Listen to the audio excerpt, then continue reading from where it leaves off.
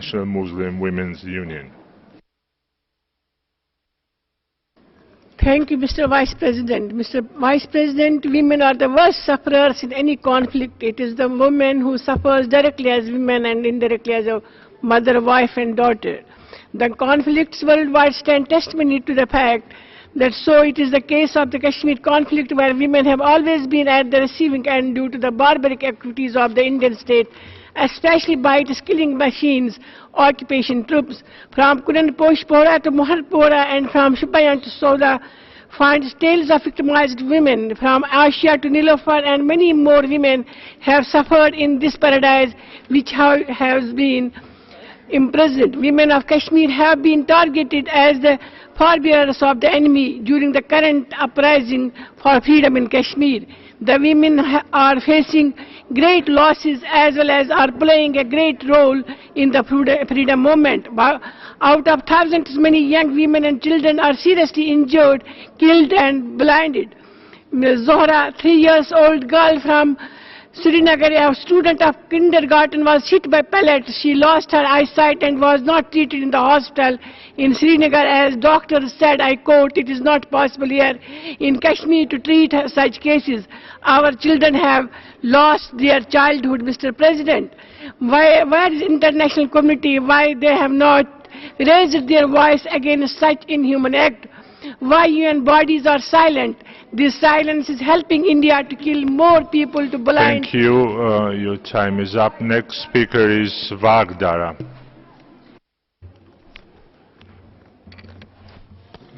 The representative is absent. Commission to study the organization of peace.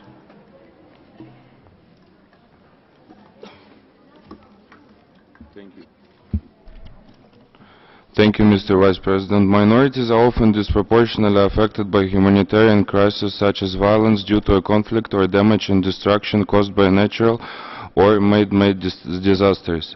They are sometimes directly targeted by states or armed groups during a conflict. Sufferings, killings, rape, torture and deprivation of liberty, or they suffer harsher consequences of conflict or disasters because of the pre-existing precarious social and economic position. The areas of regions in which they live or restricted access to basic goods or services owing to direct and indirect discrimination. Violence and intimidation are aimed at the Christian minority has been running high in Pakistan in recent years. Unsurprisingly, immigration, particularly by middle-class Christians with the means to leave Pakistan, has increased sharply.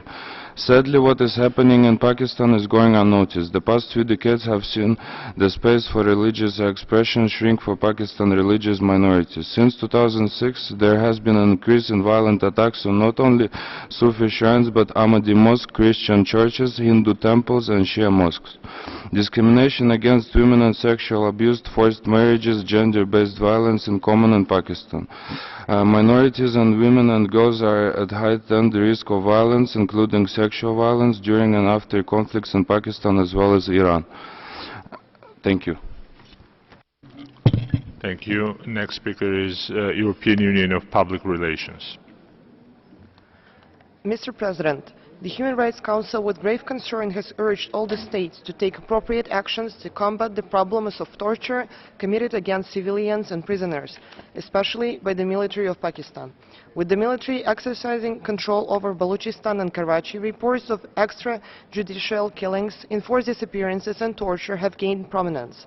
The Peshawar school attack of 2014, leading to the death of 148 children, remains one of the worst acts of terrorism. Neither the Pakistani government nor the military have taken strong actions against the terrorists responsible for the deaths of hundreds and thousands of civilians. In 2011, a report was registered where madrasa students complained that they were tied in chains and beaten up. They were kept in a dungeon, starved, and even then they were continuously tortured and brutally beaten up. The reports of the monstrosities committed by those running such as madrasas are not rare and are often highlighted in the media. The governments of individual countries have powers to control the practice of such detrimental acts and take appropriate measures against the people involved in such acts. The government could provide support to the tortured victims and aid them according to their conditions and requirements. To combat and end cruelty and violence against the children is possible only when there is a civic action and public awareness. The governments of these states must ensure that the violence and abuses committed against the defenders must be put to a stop, and the groups which are supporting Thank you. Your time is up. Canner's International Permanent Committee. Mr. President, human rights, democracy and the rule of law are important principles that complement each other and thereby are interconnected. If one is curtailed, it impacts the other, disturbing the whole process of governance. The protection of human rights and the rule of law are the core factors for democracy to function usefully. In a democracy, the rule of law works as a vehicle for the protection and promotion of the human rights. It offers a foundation on which the framework of a just society is established. However, there are vast parts of this globe where the principles of rule and law, human rights and democracy have not been allowed to take roots. For instance, in Iran, the human rights situation is deeply concerning for minorities, including Balochs, Kurds, Azerbaijanians, Ahwazi Arabs and Turkmen, facing oppression merely due to their diverse identities and for trying to safeguard their entity. Respect for human rights is a clear indication of a nation's commitment to the rule of law. The way Iran treats its largest minority community, the 300,000 members of Baha'i community, is a clear example of Iran's lack of commitment to this. The Baha'is, along with other minorities mentioned above, face systematic and ongoing religious persecution in the hands of the government. While citizens of Iran are granted political and electoral rights, but there are flaws in the political system that allows for dictatorship tendencies to creep in. For example, the lifelong tenure of the supreme leader in Iran is a contradiction to any democratic principle. Similarly, in Pakistan, where there are people living in the disputed territories of Gilgit-Baltistan and Pakistan-administrated Kashmir, who are denied their basic democratic rights to vote or take decisions. Thank you. Your time is up. Center for Environmental and Management Studies. Mr. President, in Iran, minorities face discrimination on a daily basis in all spheres of life. They are treated as a second or third-class citizens. Minorities are disproportionately targeted by executions, they are tortured, denied access to legal assistance, and subject to secret trials in the absence of witnesses. In ethnic minority regions, extrajudicial killings are rife. The practice of enforced disappearances is also widespread in minority regions. Iranian minorities face discrimination and attempts at assimilation into Persian identity. Minorities in Iran suffer from political underrepresentation. Protests by minorities have been suppressed by the Iranian security forces.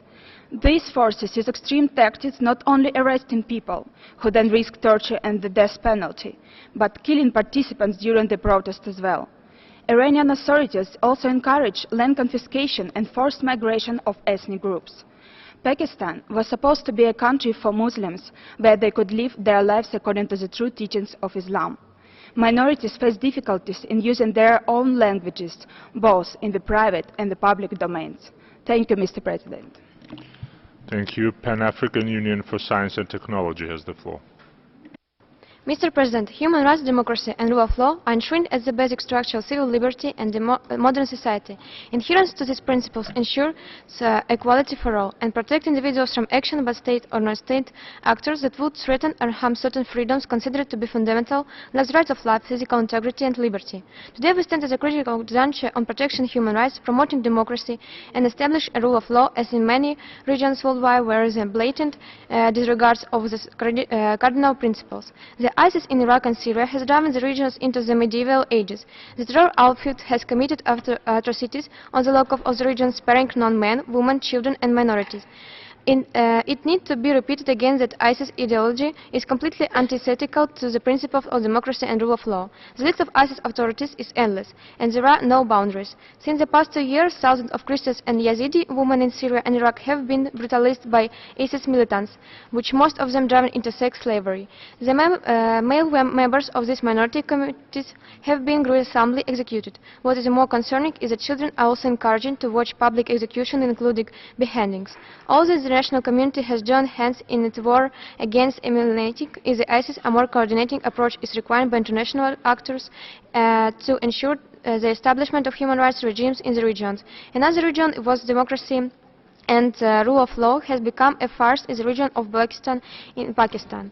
While ISIS brutalists and their violation of human rights have caught the attention of the world, the international community choose to remain passive. Thank you. Your time is up. Next speaker is Save the Children International. Thank you, Mr. President. The statement is made on behalf of Save the Children, Civicus, Child Rights Connect, Child Rights Coalition Asia, Eurochild and Red Lemic, in response to the report of the Forum on Human Rights, Democracy and Rule of Law. Children, who constitute 30% of the world's population, have a right to participate in public decision-making. Children want to engage in civic action, decision-making, and in changing their societies for the better. Children bring new insights about their situation that can help states address the policy, financial, and discriminatory barriers that prevent millions of children from accessing the quality, health, nutrition, education, protection, and social protection services and other rights in the UNCRC that they are entitled to. Children's ability to engage depends largely on the extent to which their rights to information, expression, association, and peaceful assembly are met. We call on Member States to realize children's civil rights and freedoms and to empower them to engage meaningfully in public decision-making by putting in place and fully implementing legal frameworks that guarantee children's rights in accordance with the UNCRC, creating public and political environments where children's voices are valued by adults, their participation encouraged, and their recommendations given due weight. Ensuring that children have access to age-appropriate and timely information in a language they understand, and creating child-friendly, safe, formal, on and off spaces for children to online spaces for children to participate in public policy development.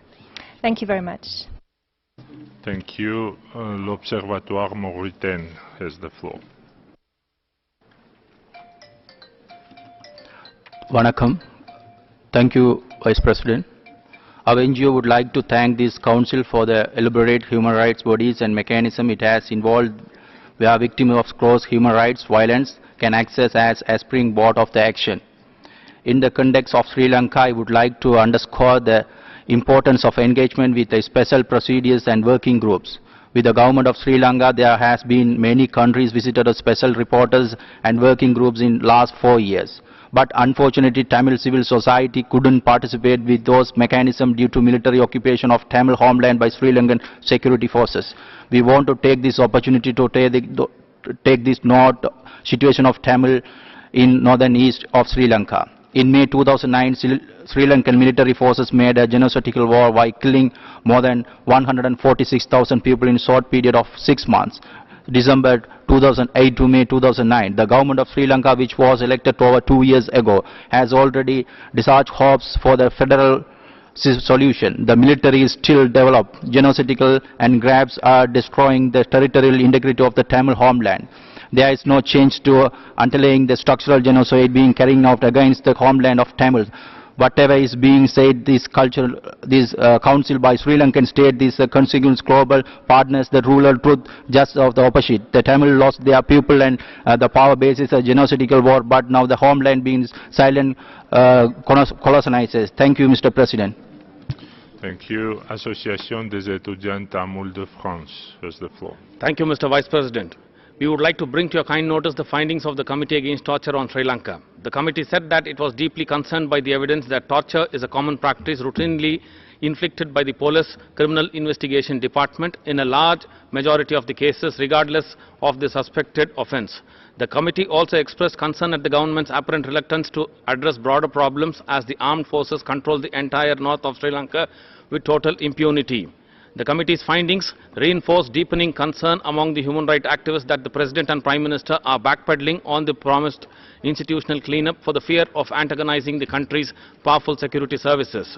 The committee said that the government has made no progress on long-standing investigations into extrajudicial killings and expressed concern at its failure to set up promised mechanisms to prosecute the crimes. A wide range of continuing abuses were also noted by the committee, which cited a revival of the so-called white van abductions. In addition, the committee criticized the continued use of administrative detention under the draconian anti-terrorism legislation and the lack of credible witness protection. Among the victims are the former militants who have undergone government-sponsored rehabilitation. Though the government of Sri Lanka has promised to repeal the Prevention of Terrorism Act, it has not done so far, and the exclusive victims are the Tamils. The Council should make it clear to the Sri Lankan government that unless the North and the East are demilitarized, the Tamils will not be able to live as normal civilians in their homeland. Thank you.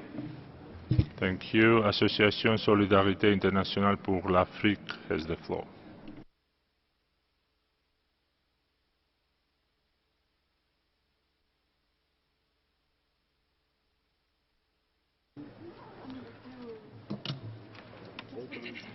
Vanakkam. The full independence of human rights bodies is a cornerstone for the effective realization of their mandate.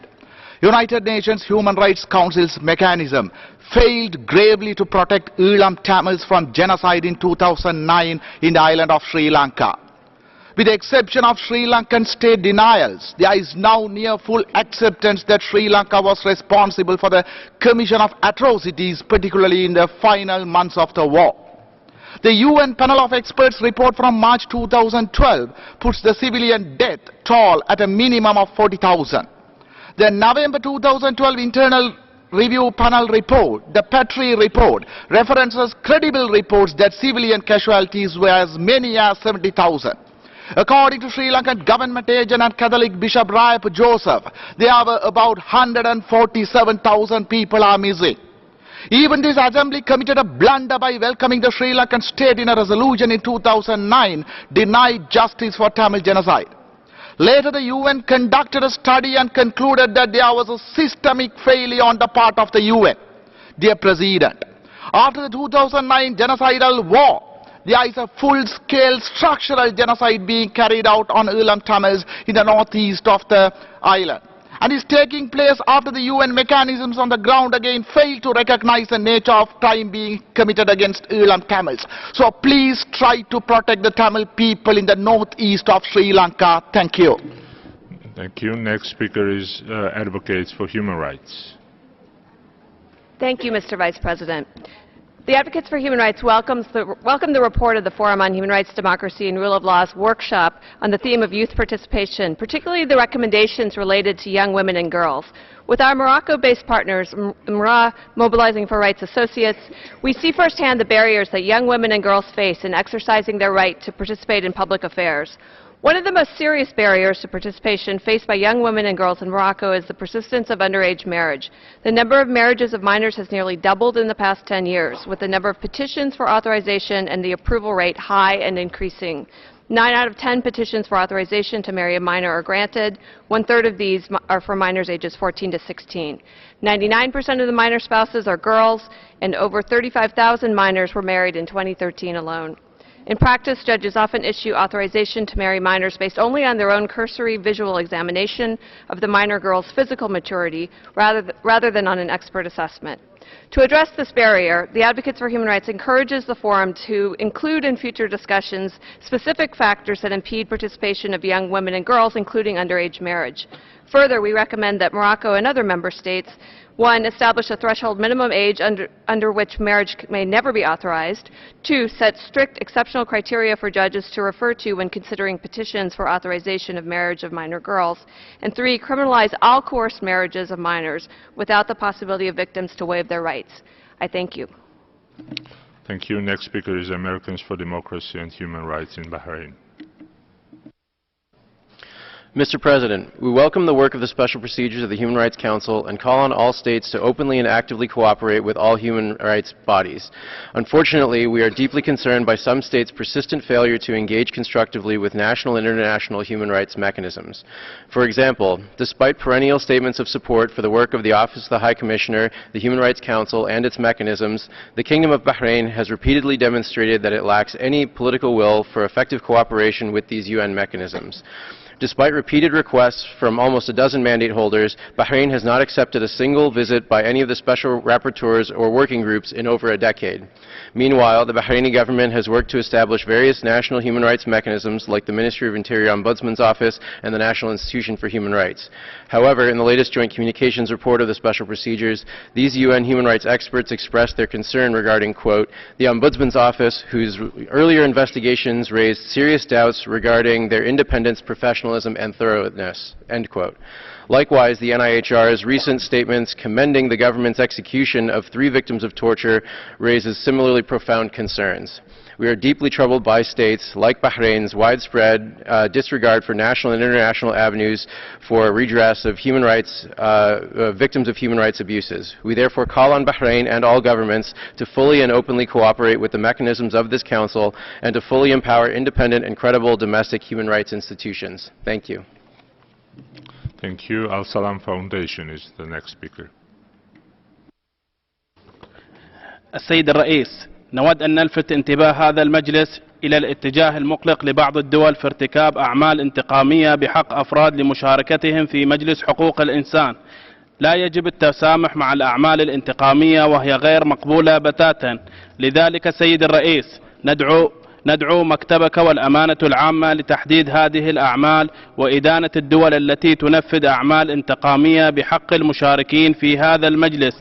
فعلى سبيل المثال أنشأت مملكة البحرين نمطا واضحا وتصاعديا لأعمال الانتقام ضد مجلس حقوق الإنسان على مدى عدة جلسات ماضية، وتزامنا مع تهديدات الانتقامية ضد أفراد الذين يشاركون في جلسات المجلس.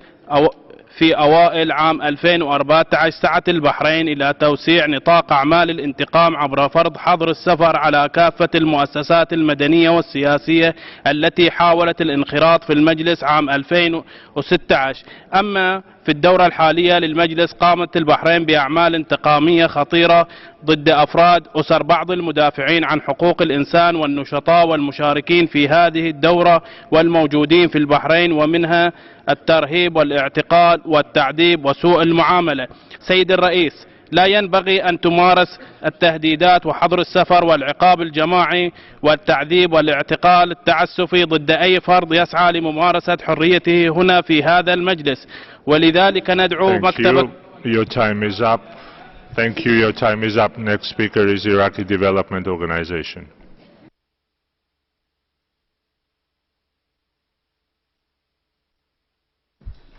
Mr. President, IDO, together with the European Center for Democracy and Human Rights and Arabian Rights Watch Association, direct your attention to a paradox that calls into question the membership mechanism of this Council. We listened to Bahrain's statement on behalf of the GCC states that called for an end to airstrikes on Syria, the siege on some of its cities, and the allowance of humanitarian aid to enter certain areas. Mr. President, with the exception of Oman, these same GCC states are part of a Saudi coalition that has launched a war on Yemen without a UN mandate, employing airstrikes that killed and injured over 50,000 civilians, 27% of whom were women and children. These airstrikes also deliberately targeted homes, health facilities, schools, bridges, ports, farms, markets, even wedding and funeral gatherings. It is also the Saudi coalition that imposed a blockade preventing commercial imports and humanitarian aid from entering Yemen, causing 7 million people to face starvation and resulting in the death of over 63,000 children due to preventive causes like malnutrition.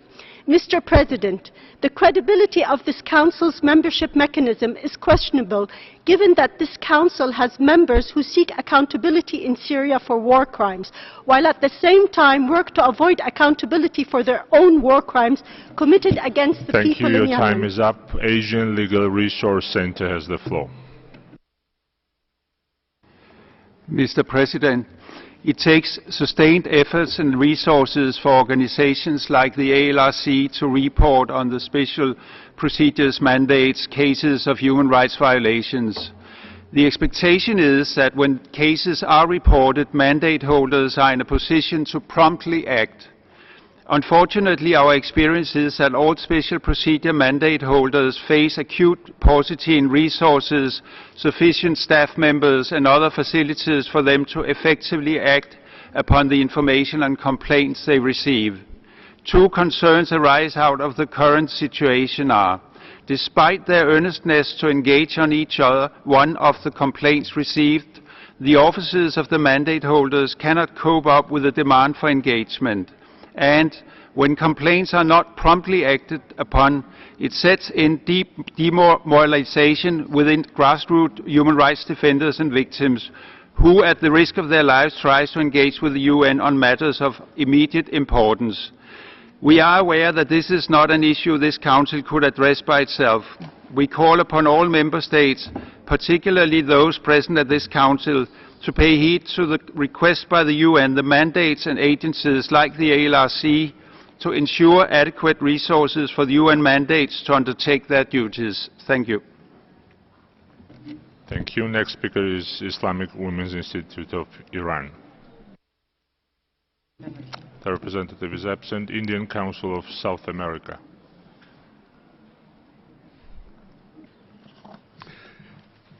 Gracias, señor presidente.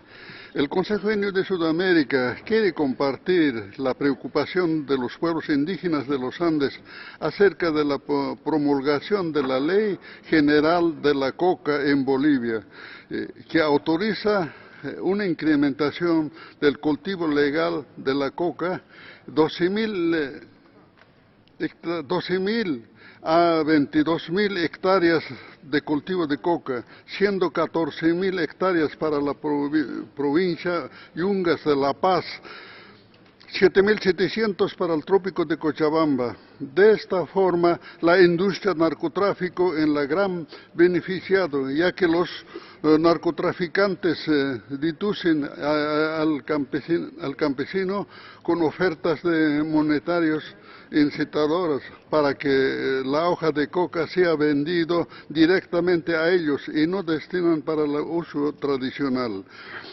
Es escandaloso que en el proyecto de la ley de la hoja de coca no penalice la provisión a los narcotraficantes, pues con esto se promociona la elaboración de los clorhidratos de cocaína en las ulteriores consecuencias nefastas para la población. Señor presidente, para prevenir desastrosas consecuencias a nivel social, económico, político, solicitamos a este Consejo a realizar un exhaustivo siguientemente de la situación de los... Thank you. Your time is up. Association pour les victimes du monde. Absent. Anaja.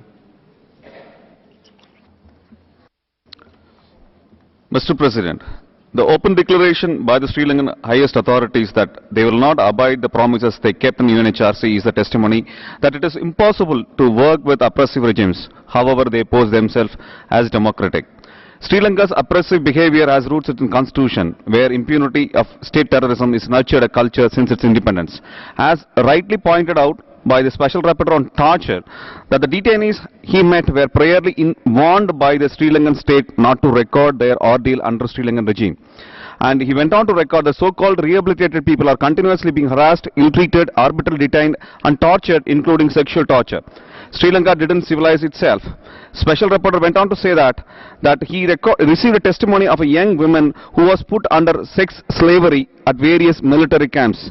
Is it not similar to that of what ISIS is doing in the Middle East that enraged the whole humanity? Then why should UN give more time to Sri Lanka? The resolution passed in 2015 is not even close to the international standard or close enough to UNHRC. So how long Tamil community need to wait to see light of justice? And we call upon the civilized society across the globe to hold Sri Lanka for its crimes against the Elam Tamils, and member states should understand the geopolitical interest of the countries that sponsoring the resolution. There is an urgent need to set up an independent investigation tribunal on Sri Lanka for crimes of genocide. Thank you. Thank you. I give the floor to the International Human Rights Association of American Minorities. Absent. World Bureau Organization. Thank you, Mr. President. The culture of India is glorified as a unique, but uniqueness comes with rigid and edged practices. Caste, being obvious of them, is accompanied by prejudices, stereotypes of some people. The communities like nomadic and denotified, known as NTDNT, are suffering because of their historical background. NTDNTs were branded as criminal tribes under the Criminal Tribes Act of 1871, which was later repealed as Habitual Offender Act of 1952. Legislation in the present time continue to stigmatize them and violate their human rights. NTDNTs are one of the most marginalized, excluded and invisible communities due to their historical and a systematic injustice committed against them both during the colonial period and in independent India. The anti-DNTs are suffering the social stigma of born criminal. Even today, majority of anti-DNTs are landless and illiterate. Phenomena such as urbanization and the environmental conservation, rapid industrialization schemes have contributed to the increasing impoverishment of these communities. People from anti-DNTs have borne the most violent and the repressive brunt of the stigma of criminalization. Continued violation and arbitrary use of Habitual Offender Act, societal non-acceptance and the failure of the polity to include them in the mainstream social and the economic fabric of the country. Mr. President, therefore I urge and invite the attention of the Council to take appropriate measures and make the Indian state accountable for the protection and the promotion of the anti-DNTs right and bring some additional safeguards that ensure well-being of this extremely deprived and excluded tribals of India. I thank you. Thank you. Japanese Workers' Committee for Human Rights has the floor. Thank you, Mr. Chairperson. We welcome the report of the Forum on Human Rights, Democracy and the Rule of Law. And the report noted that strengthening youth participation in public affairs should be a core objective for any society. It is also important to promote and protect human rights of young people in post-disaster situations. In this regard, we would like to introduce the situation of youth in Fukushima, Japan. 6 years ago, thousands of people who fled the meltdown at the Fukushima Daiichi nuclear power plant have been told they must return to their homes, despite lingering concerns over radiation in their former neighborhoods. Many of the people who left their homes of their own volition after the triple meltdown were mothers and youth people, who experts say face greater risks to their health from prolonged exposure to relatively low levels of radiation. However, youth people in Fukushima have not been given any information on the accident and effectiveness of radioactivity by Japanese government. Youth people have not been given any chance to make their decision on their future. Youth people have not been admitted to make how they Thank you. live Your their time is up. Kiam Rehabilitation Center for Victims of Torture. السيد الرئيس، عندما نناقش هذا البند آليات مجلس حقوق الإنسان فإنه من الواجب أن نشير للدول غير المتعاونة مع هذه الآليات التي باحترامها واحترام لذات الدول نفسها والإنسانية. وعندما أعلن الأمين العام للأمم المتحدة بأن عدم احترام حقوق الإنسان مرض ينتشر في كل بقاع العالم من الشمال إلى الغرب، فهو قد ألقى على مجلسكم الموقر أمر معالجة عدم احترام حقوق الإنسان. فالدول التي أساءت في ماضي الأيام للمجلس أو المفوضية هي قد أساءت لنفسها بعدم احترامها لتعهداتها وفق ما وقعت عليه.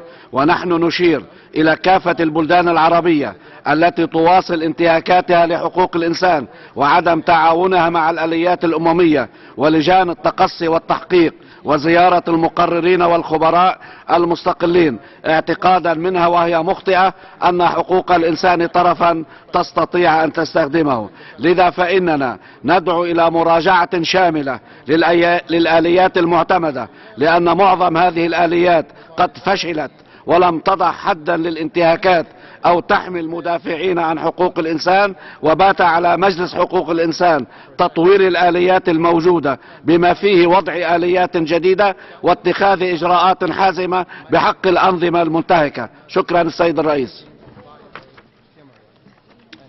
Thank you. I give the floor to Shirit.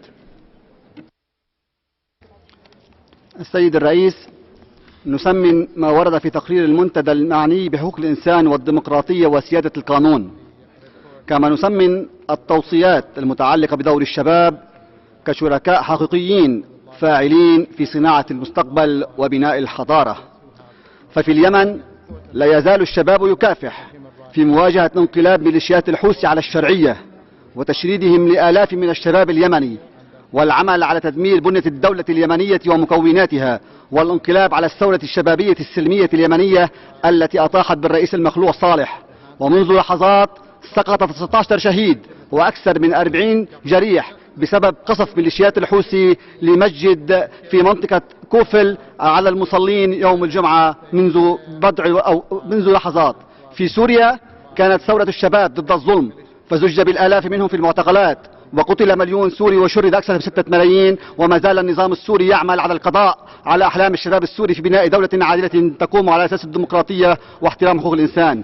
لقد أكد قرار 2250 الصادر عن مجلس الأمن وقرار مجلسكم 18/24 على وجوب أن تحترم جميع الدول حقوق الإنسان وضمان حريات الأفراد فيهم الشباب. كما دعا القرار لوضع حد لحالات الإفلات من العقاب خاصة للمجرمين الذين ارتكبوا جرائم ضد الإنسانية وجرائم حرب وجرائم إبادة، وهو الأمر الذي ما زال حتى هذه اللحظة يفلت منه علي عبد الله صالح والحوثي والحشد الشعبي وداعش. شكرا.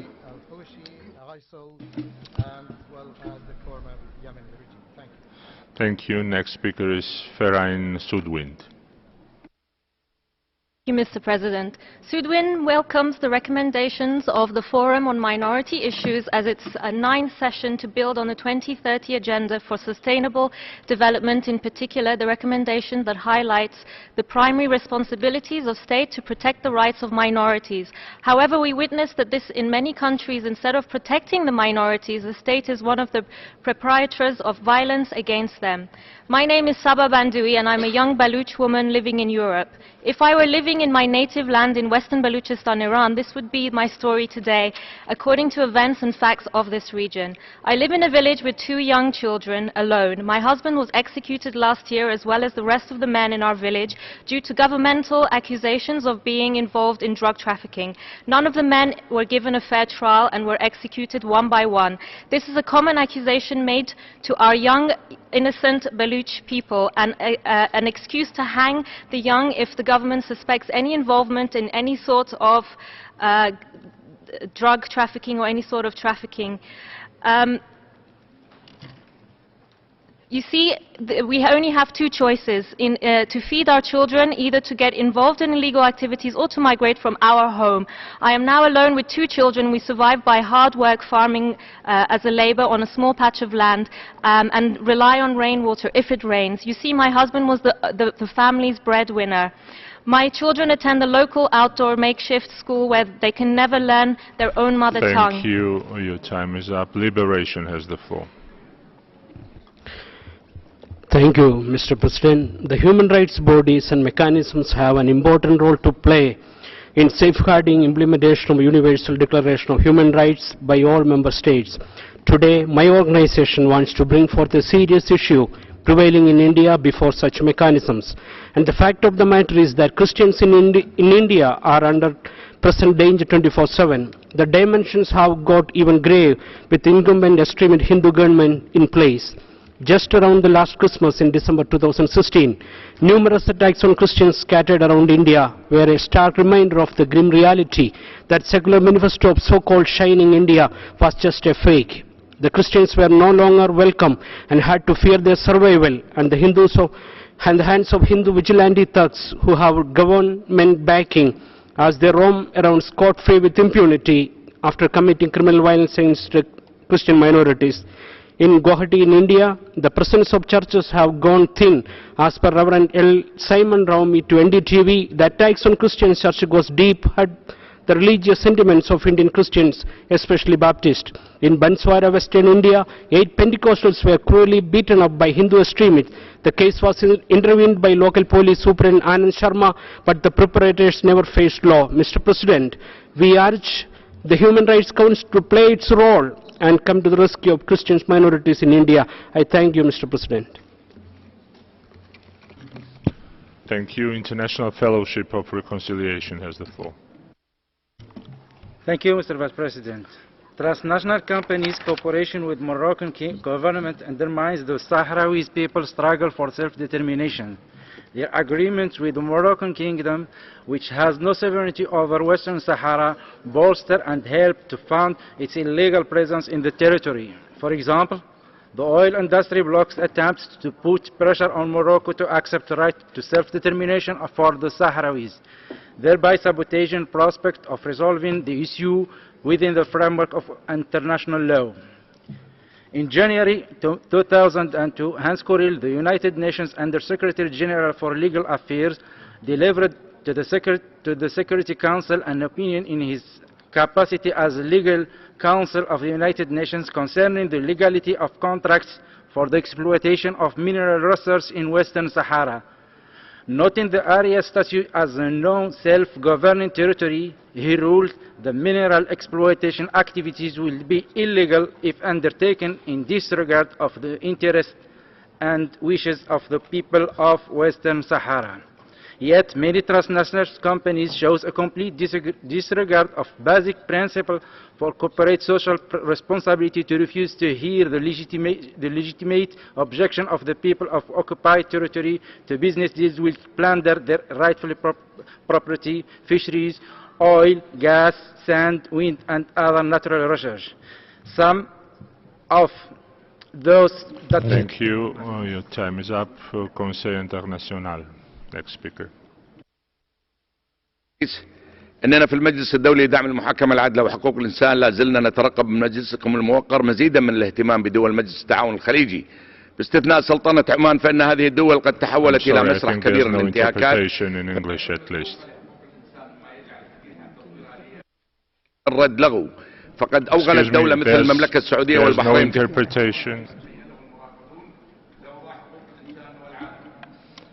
There's no interpretation in English. I ask interpreters to... Yes, please. Go ahead.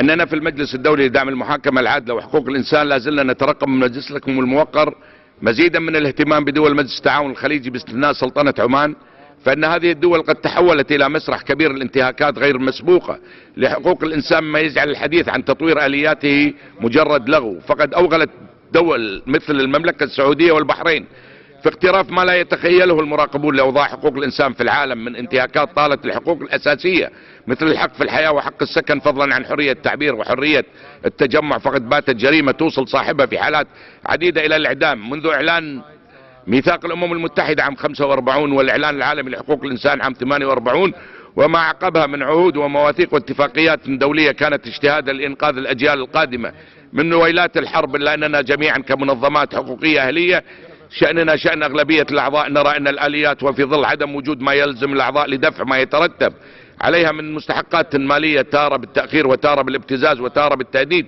من الانسحاب من المنظمة الأممية ومع عدم وجود آليات صارمة للتصدي لذلك جعل هذه الهيئات رهينة وعاجزة عن القيام بدورها وبدأنا نسمع الشعوب المضطهدة في القارات الخمس دون استثناء كلها تنادي بتطوير التشريعات وإقرار آليات جديدة وآخرين يستخدمون حقهم في المقاومة المشروعة لمواجهة الاستبداد والظلم بالتمرد وغيرهم يطالب بتفعيل المواد 3 و4 و5 و6 من الميثاق خاصة المادة 5 و6 فيما لو فعلت لتم إيقاف نصف أعضاء مجلس الأمم المتحدة لقيامهم بأعمال المنع والقمع Your time is up. Next speaker is UN Watch. Thank you, Mr. President.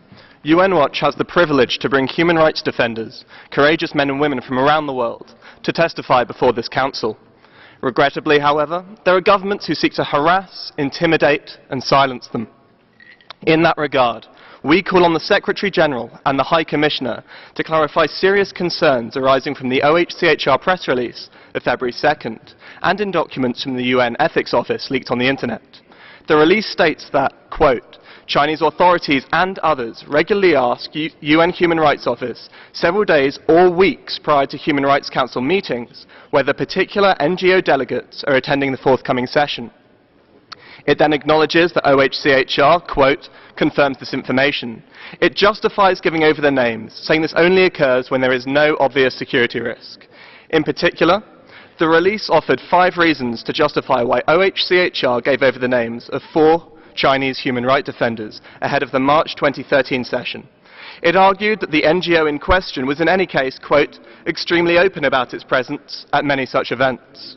Mr. President, we who bring over human rights defenders have a right to know, is it now standard practice for the UN to, quote, confirm names requested by any government? This is unmentioned in any of the guides for NGOs or on the Council website.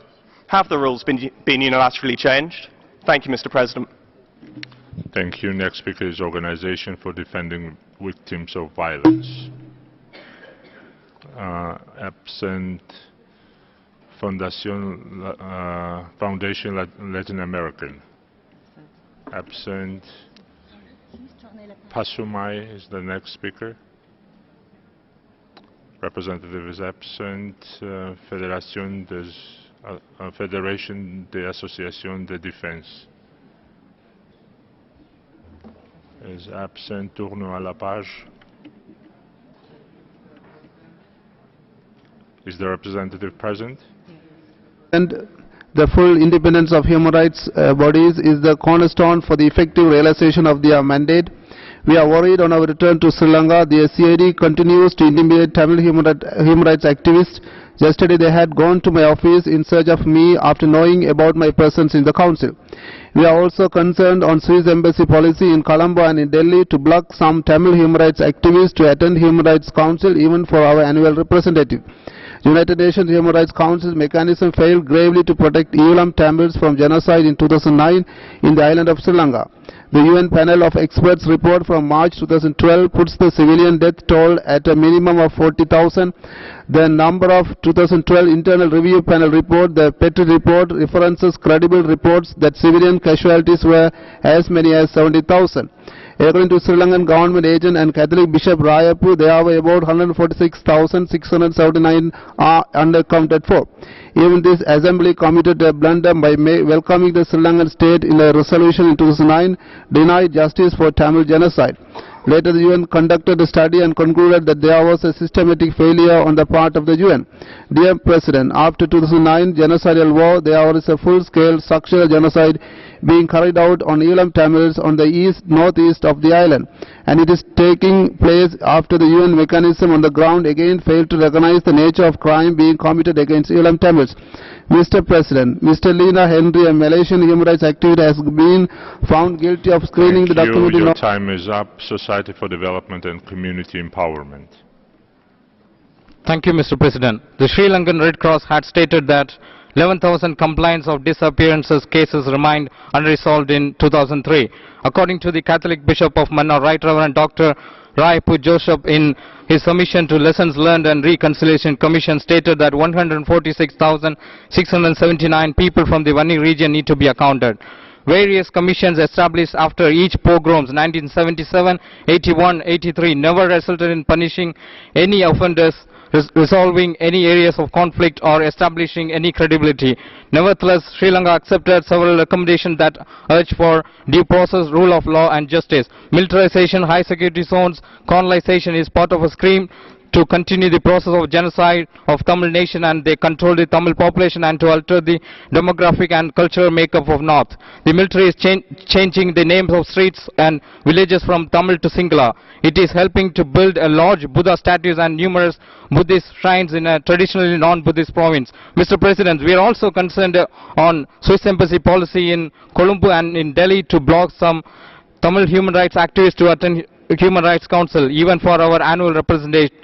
Mr. President, Ms. Lena Henry, a Malaysian human rights activist, has been found guilty of screening the documentary No Fire Zone. It has been a direct result of pressure from government of Sri Lanka officials seeking to suppress the film. We are calling on the Malaysian authorities to immediately drop the charges against her and overturn the conviction. Thank you. Thank you. Next speaker is World Muslim Congress. Thank you, Mr. President. My organization remains deeply concerned over the continued acts of intimidation and reprisal against journalists, human rights defenders who cooperate with or seek cooperation with United Nations, its mechanisms and special procedures. Human rights defenders and journalists who do not toe the government policy in Indian-occupied Kashmir are always at receiving end. Government agencies continue to intimidate and harass them on one pretext or the other. Journalists walk over razor edge in Indian-occupied Kashmir while covering daily events. They are often subject to torture, detained arbitrarily by occupation forces.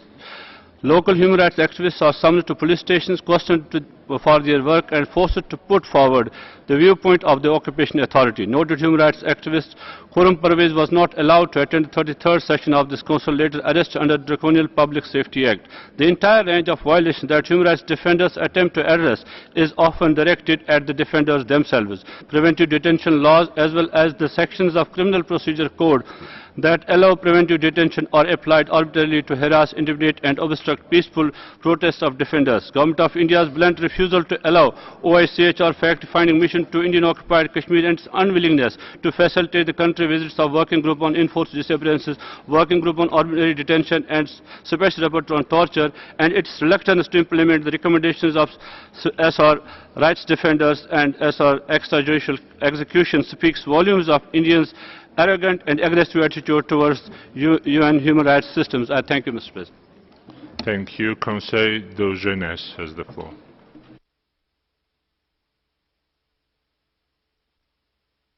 Mr. President, in its 31st session, the Human Rights Council adopted a landmark resolution on the protection of human rights defenders that condemns restrictions and attacks against them. Today, 1 year later, human rights defenders are still facing attacks and restrictions in the Middle East and North Africa, where there are no serious laws to protect their rights. In addition to targeting them, the attacks against human rights defenders include kidnapping, detention, forced disappearance, and character assassination, including accusation of being traitors, outlawed persons, and agents of foreign agendas. In many cases, family members of human rights activists suffer great psychological pain due to threats and restrictions. In Egypt, dozens of human rights activists have been arrested since 2011. Abdullah al-Fakhrani, a human rights activist and researcher at the Euromed Human Rights Monitor, has been arrested in August 2013 and sentenced to live in prison along with 36 other activists and journalists for what is alleged sedition, spreading false news, and defame the state reputation. Same accusations were directed recently to Mahmoud Hussein, Al Jazeera journalist. Such accusations are ready to be applied on journalists and human rights defenders. In Yemen, human rights activists are facing even more restrictions and attacks. We documented the forced disappearance of over more 1,900 activists, including dozens of human rights defenders. Thus, the Euromed Monitor and COGEB call on the Council to monitor the implementation of the landmark resolution at the national level. In addition, we call on all governments to take immediate Thank you. Your time is up. Next speaker is Alliance Creative Community Project. Merci, Monsieur le Président. Nous reconnaissons le rôle important joué dans le processus des droits de l'homme comme l'un des plus importants dans la promotion des droits de l'homme. La diaspora macédonienne est très préoccupée par la situation actuelle en République de Macédoine. Nous sommes inquiets par le fait que des forces extérieures soient impliquées dans la création de la crise qui a commencé en février 2015, par laquelle l'opposition a forcé le Premier ministre de démissionner. Nous sommes préoccupés par les tentatives actuelles de fédéralisation de la République de Macédoine et par le fait que l'opposition, aidée par les autorités étrangères, a tenté d'arriver au pouvoir, même si elle a perdu des élections en décembre 2016. Nous demandons au Conseil des droits de l'homme de faire pression sur les forces extérieures pour qu'elles cessent de s'ingérer dans les affaires intérieures du pays. Seuls les citoyens macédoniens devraient pouvoir choisir leur propre gouvernement à travers des élections démocratiques. Nous appelons le Conseil des droits de l'homme et tous les États membres à soutenir les nouvelles élections législatives en Macédoine. La diaspora macédonienne exprime ses inquiétudes au sujet de toutes les tentatives pour changer le nom de la République de Macédoine, le caractère unitaire du pays, le caractère distinctif de la nation macédonienne et l'identité ethnique et nationale du peuple macédonien. Nous demandons aux Nations Unies de cesser de nier l'existence de la nation et de la langue macédonienne. Nous demandons la reconnaissance et l'existence de la langue macédonienne distincte. Your time is up. Association Mauritaine, absent. Commission africaine. Thank you, Mr. Vice President. Non-acceptance against illegal Indian occupation over Kashmir is neither new nor surprising, and the brutality of the state's response is equally familiar. In a matter of last summer 2016, occupation forces with a clear mandate to be unsparing and wounded over 17,000 innocent Kashmiris, and the killings of 383 innocent people. One of the youngest, 5 years Zohra, from Srinagar with lacerations to her abdomen and legs. 14 years old Insha was in a family kitchen when a swarm of pellets pierced her face. 4 girls aged between 13 and 18 were shot in their faces, and the prognosis for the youngest of these, 13 years old Irfa Jan, and the killing of 6 years old girl child Kaniza 2 days back in the slaughterhouse of Jammu and Kashmir are few of the examples I quoted, Mr. President. Mr. President, current so-called largest democracy of the world cannot shower projectiles that target eyes and the viscera on the people it considers and forcefully claimed its own. Jammu and Kashmir has lost its children and youth in the current mayhem. It has lost its tomorrow. The Dal is in the state of mourning, wailing for its departed children, its visionless children, its detained children, and its offended children. We see bullets, we see men, women, and children crying. We see death everywhere in Jammu and Kashmir. I urge this Council and the UN bodies to hear the heart-rending cries of the people of Jammu and Kashmir for the protection from the brutalities they are subjected to. I thank you. Thank you. The Association of Citizens Civil Rights has the floor. Absent. International Career Support Association. Mr. President, I am here to address the abuse in the United States of minority students of Japanese ancestry as a result of placing memorials and statues to the comfort women. They have placed one of these memorial plaques in the New York State Park dedicated to the memory of United States veterans who served during the Korean War. The Korean War had nothing to do with this issue. A comfort woman statue was placed in a public park in California with a marble slab accusing Japanese of crimes. Children seeing this in the park, in turn, have victimized students of Japanese ancestry.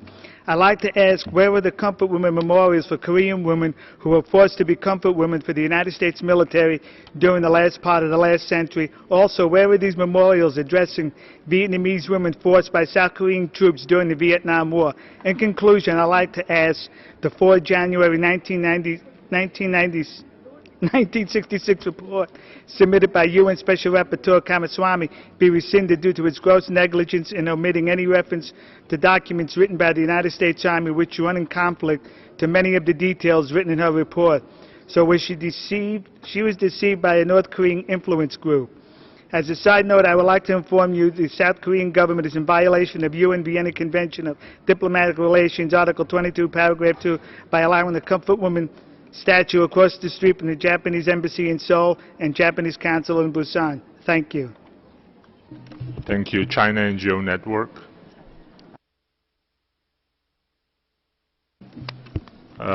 We have now reached the end of our general debate under item 5, and we've concluded our discussions under agenda item 5. Excellencies, ladies and gentlemen, this brings us to the end of this meeting. We will reconvene in a few minutes to start the general debate under item 6. I hereby declare closed the 44th meeting of the 34th session of the Human Rights Council.